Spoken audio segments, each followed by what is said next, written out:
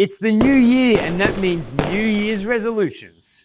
Welcome to 2025, the year that you finally stick to an exercise routine.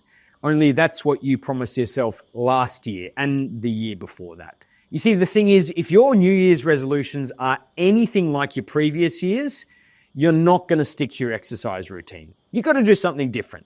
I'm going to give you my top 3 tips to get started and stick with an exercise routine. And let me tell you, they're not that complicated. In fact, they are very simple and you can literally implement them today. Tip number 1 is to stop planning and take action. Planning is more often than not a form of procrastination. Have you ever caught yourself saying, when everything's perfect and the conditions are right, I will start? Well, guess what? You don't need a $300 pair of runners to get started with walking. You don't need lots of expensive gym equipment to get started with strength training. Instead, you could use a bag filled with books. Often, the more we plan, the more overwhelming the thought of exercise can become. So I challenge you to go for a 20-minute brisk walk today.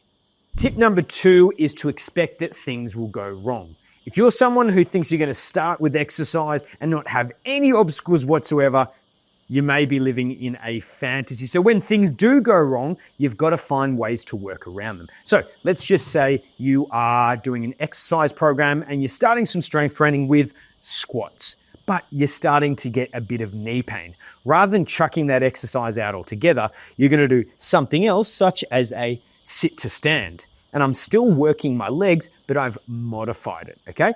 Perhaps you can't do any knee exercises today. That's fine. We might do some upper body exercises instead. The point is to do something rather than nothing. Speaking of doing something rather than nothing, if you didn't have time for a full strength workout, well then maybe you could just go for a 5-minute walk instead. And when things go wrong, it's important to have a group of like-minded people exercising alongside of you, and even better would be a team of physios to guide you along the way. Tip number 3 is to put some skin in the game. Having accountability is so important, especially when you're first starting out an exercise program. So sign up to your local gym, or if you want to exercise from home, you could join a program like ours. Whatever you choose, the main thing is to have accountability and support along the way so that you can stick to your exercise habits in the long run. You don't have to do it on your own. Get started with exercise today, not tomorrow, not the day after that, today. Happy New Year's.